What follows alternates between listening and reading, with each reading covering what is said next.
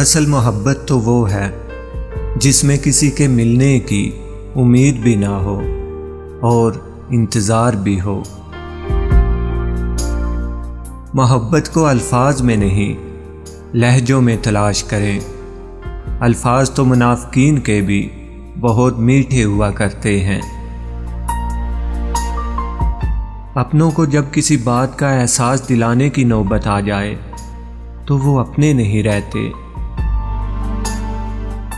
जिन लोगों को मान न रखना आता हो वहाँ अल्फाज ज़ाया करने से बेहतर है इंसान मुस्कुरा कर खामोश हो जाए। छोड़ दिया अब लोगों के पीछे चलना, जिसको जितनी इज्जत दी उसने उतना ही गिरा हुआ समझा। मुझको धोखा दिया सहारों ने, अब सहारों से बच के चलता हूँ।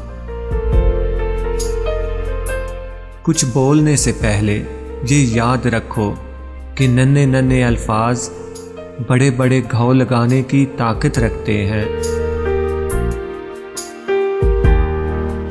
मोहब्बत का सबक बारिश से सीखो जो फूलों के साथ साथ कांटों पर भी बरसती है।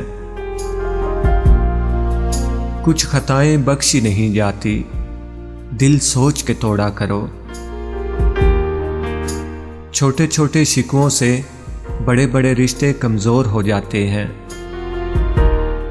बुरे लोगों को भूलकर अच्छे लोगों की तलाश करने से बेहतर है कि हम लोगों की बुरी बातें भूल जाएं और उनकी अच्छी बातों को तलाश करें।